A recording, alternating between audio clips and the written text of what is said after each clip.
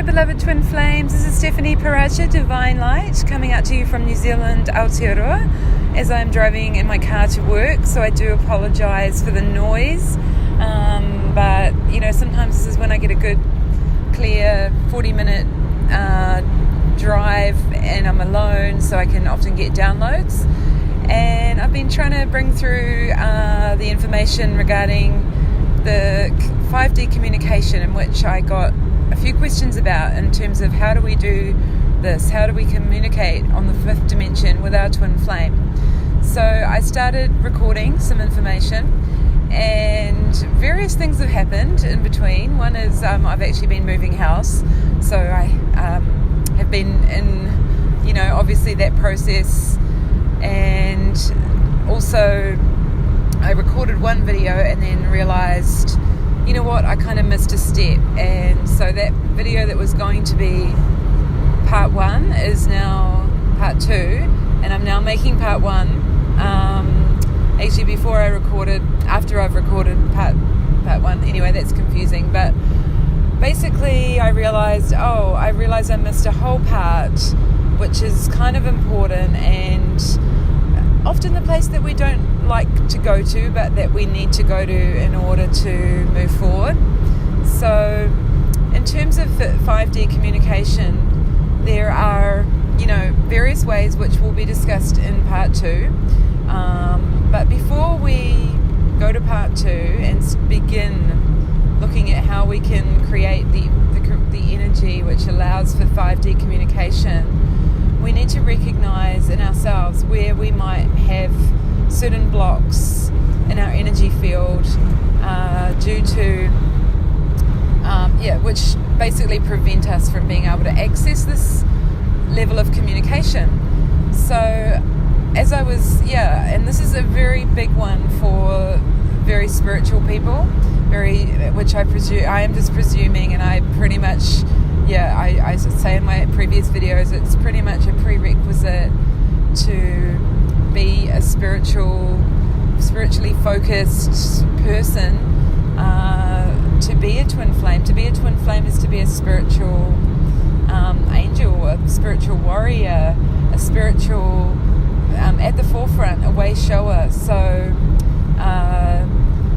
when we begin this journey, many find that we have certain blockages to access our spirituality, and this has occurred because of persecution in past lives. So in many of our past lives, and as I'm saying this, I'm getting a lot of tingles, so I know that for many of us, we have practiced our spiritual gifts, but we've been punished and persecuted for doing so, for bringing through the truth, for bringing through the love in the way in which our society and humanity has been functioning on a level of separation and duality and polarity, has meant that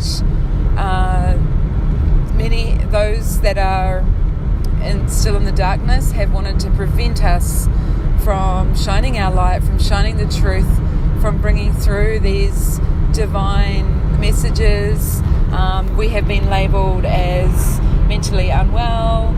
We've been locked up in hospitals. We've been, outcast by society. We've been burnt at the stake. We've come to very ancient times, very, very horrendous deaths. And some of us still, especially if we begin this healing process and do, for example, past life sessions, many of us experience flashbacks of these traumatic times in which we were punished so severely for practicing what was back then labelled as witchcraft, but actually it is so far from the truth. It is almost the opposite. Those that are persecuting others and judging them for bringing through truth and love and light, that is witchcraft, that is demonic. So everything has been, as we know, flipped up and flipped around on its head, and twin flames are here to tip it back right where the balance should be.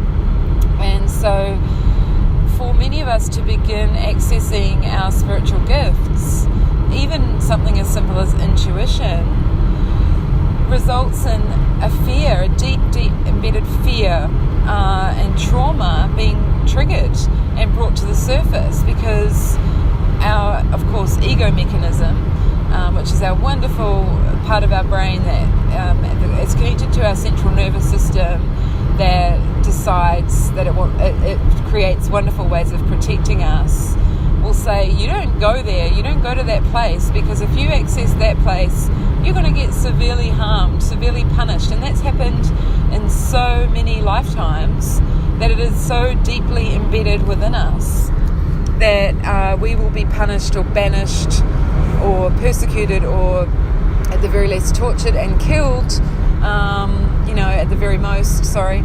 So, why would we want to go and open that stuff up when it can cause us potential harm? Like, that is what the mind is telling us. That is what the ego mind tells us. So that's why this step one, stage one, phase one of accessing 5D communication is healing the trauma and the pain and the suffering that has been deeply embedded within our every cellular memory and within our central nervous system, that should we dare to open up that realm within us, that it may, result in death. So that's, for many, why our what's known as the third eye chakra, which is where that potential wisdom really lies. However, I think all of the chakras are linked, so I don't want to isolate just one chakra, because we're a whole body. So, it could be that creates blockages in various ways in all of the chakras. In the throat chakra, it means we don't speak, we don't voice what we actually really know to be true in ourselves. In our solar plexus chakra, when we feel like we know the truth spiritually, yet we're being told something different, that can create anxiety and confusion. In our sacral chakra, it creates shame and an inability to relax and enjoy and have pleasure and fun, because we feel like we're doing something that's deeply wrong. So you can see how the effect of this can, really block and prevent people from accessing this level of communication. So for me, I know I had to work through a lot of this, a lot of these fears and through various stages of my journey. That was on my spiritual journey, let alone before I came into the Twin Flame mission, which is another whole thing entirely. I'm pretty thankful that I did a lot of this deep healing work of past lifetimes, of past trauma and persecution, in my earlier spiritual awakening and healing days. So it stood me in good stead for the Twin Flame journey, which means that I now know how to discern my intuition, which is telling me, how to discern that from bullshit, basically. I've really enhanced my bullshit detector. So really, once we are able to clear that fear, or even just acknowledge that it may even be there, because it's, we don't even want to open that up. Like, that's very scary and very terrifying. I'm just getting a vision of a man that I did a healing for, because he was having a lot of trouble expressing his emotions and his relationship, and he was constantly had throat problems, and he went to several doctors to try and had this throat, constantly trying to clear his throat. Always felt like there was something stuck in his throat.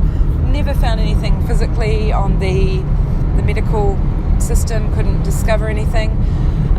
I took him through a past life regression and a healing, and was horrified to discover and see one of his past lives where he was actually killed in the most horrendous way, and I'd never seen anything like it. It was in the Roman days, in the Roman times, and I'm sorry, not very good at history and can't remember those dates, but he had been killed because he was just a gentle kind of wise man, but he'd just done something wrong and was punished by pouring sand down his mouth, like he had to open his mouth, and they just kept pouring sand into his body until he kind of was just full with sand. So it was gross, and anyway, it was so shocking. And so the memory of that death was deeply embedded in his, as a soul, I would say, call it a soul imprint. And so, you know, sometimes those things are so hidden, they're so unconscious, they're so deep that we would not be able to access them in our everyday waking consciousness.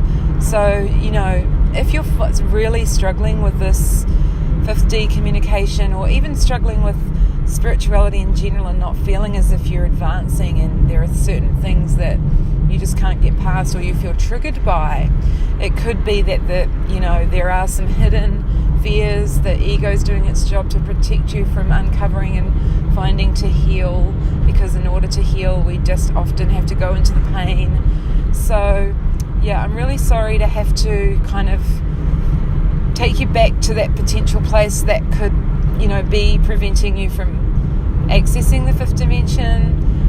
But once you have got past those blocks and fears and healed them, you can realize that you're safe now, that it's safe for you to connect in to your divine and true nature, to your divine and true love, and that this is the safety.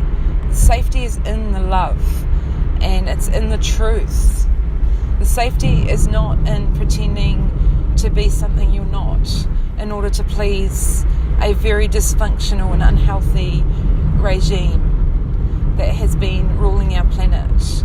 We are here to break that down. So this is about being brave and really checking out how that might be affecting your progress. So this is where sometimes stuff gets real, you know, this is where the rubber hits the road and we go, oh, it's not all light and fluffy, and we can just communicate with our twin flame and hear a nice song and get a message.